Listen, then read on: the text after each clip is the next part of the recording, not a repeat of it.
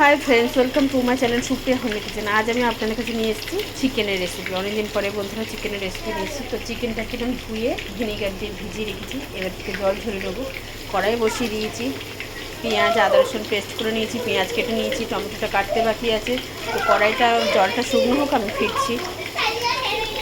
কড়াই গরম হয়ে গেছে, তেল দিয়ে দিলাম, আলুটা ভেজে নেব। খানিকটা তেল দিয়ে দিলাম,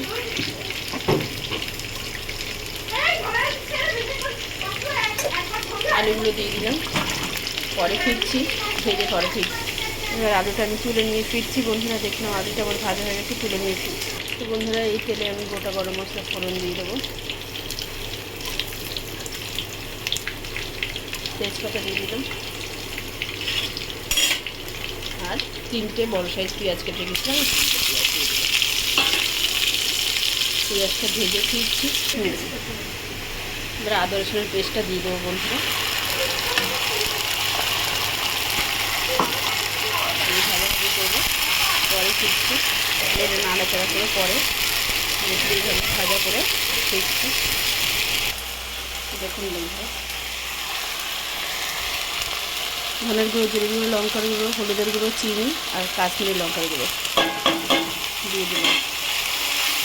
দিয়ে দিয়ে ভালো করে এটাকে কষবো। কষে ঠিক টমেটোটা দিয়ে দেবো, সাথে নুন দিয়ে দেবো,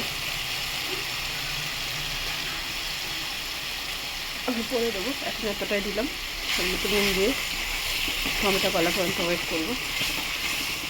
তো বন্ধুরা এবার চিকেনের টুকরোগুলো আমি দিয়ে দেবো,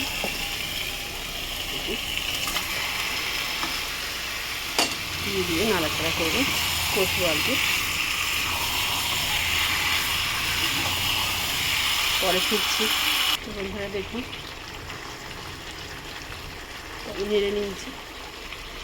এবার আমি নিতে আলু দিয়ে দিলাম।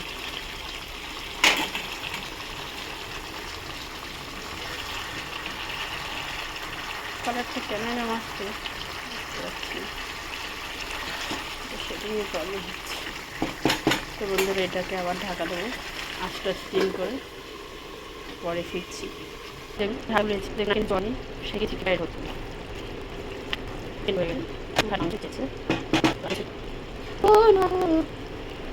ওটা গরম মশলা চিকেন ট্রাই করবে করে কমেন্ট